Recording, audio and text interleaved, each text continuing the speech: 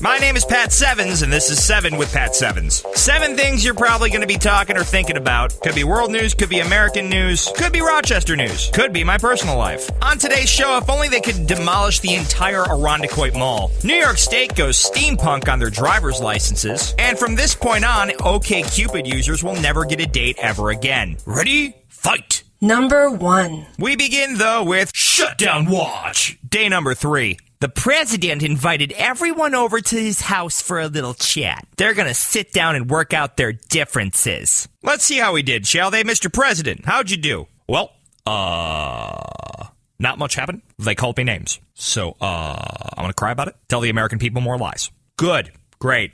Orange Crush, John Boehner. How'd you do? Well, the president doesn't understand that we have feelings. Okay, that's enough. Congress, have you made any headway?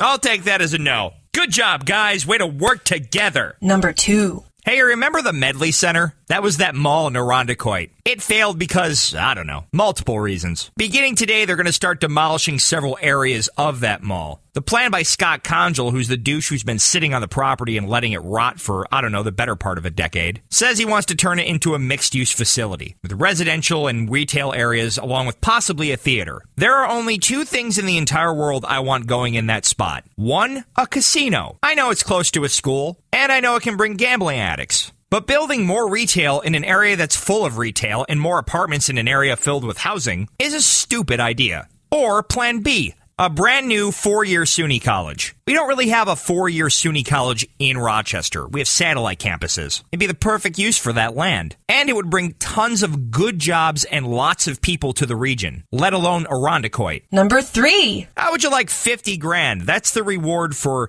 a guy who stole a U.S. Postal Service mail truck the other day. Basically, the guy whipped out a gun and hijacked the thing, and then they found it a few blocks away a while later, but of course the suspect was gone. Here's the thing that it doesn't say in the news story that I'm reading. What did he take? Do you take a handful of mail and try to do some identity thieving? Do you look for the big pretty packages and see what's in them? Or is it like some high school student who didn't want his parents getting his report card? Admitted in high school when you knew you were getting a bad report card, you thought of every single way of making sure your parents didn't get that in the mail. I know I did. Of course, jacking a mail truck usually wasn't part of the plan. Maybe I should have thought of that. Number 4. The New York State Department of Motor Vehicles introduces licenses in black and white. It seems silly that black and white licenses are the most safe option for people, but that's what New York's telling us. All the new driver's licenses are in black and white. I guess they're laser engraved. Why they couldn't be laser engraved and in Technicolor is beyond me. But the best part is it's costing us taxpayers $38 million more than the current licenses. In total, they cost $70 million to make. And they didn't raise the fee, by the way. So let me get this straight. Rochester city schools are failing at,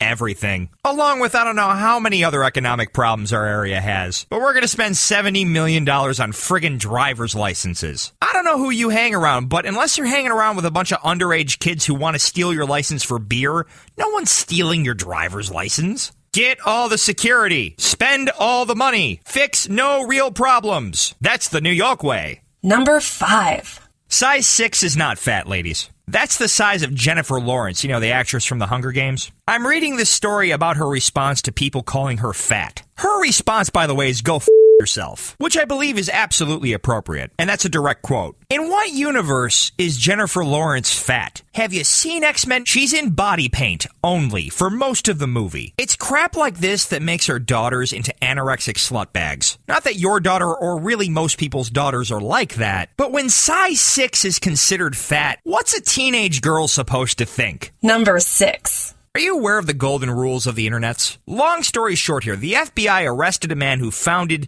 this extremely large online marketplace for illegal drugs. He was selling everything from heroin to cocaine to tutorials on how to hack an ATM machine. Damn it, why didn't I go to that site earlier? This story is a perfect reminder for things never to do on the internet for the average person. Aside from not selling, heroin and cocaine, the golden rules of the internet's state: never post nude pics of yourself, never post a sex video of yourself, never be so stupid as to post, your social security number on a public site, never put pictures or video of yourself doing illegal things like smoking that 10-foot bong in college on your Facebook page. Yeah, businesses don't like that, guys. And never post anything racist. If you do any of these things, it will come back to bite you in the ass. An excellent example of what could possibly go wrong is Anthony tiny wiener. Number 7. Hey, single people, if you're a member of OkCupid.com, you're never getting a date again. Here's why. They're now going to let you filter out fat and ugly people. For $5 to $10 more a month, you can use an advanced search that filters out people who classify themselves as curvy, full-figured, or overweight. You can also filter out people with low attractiveness ratings based on OkCupid's 5-star rating system. So basically, no one's ever going on a date. If you're online trying to get a date, I'm not hating on you. It's fine. I've tried it before. But you do it because it's hard to meet people in regular life. There's lots of reasons for that, but that's the truth. So I guess the good news is for those of you who are not attractive or who are fat, you no longer have to go out to a bar and have people ignore you. You can do it right from home.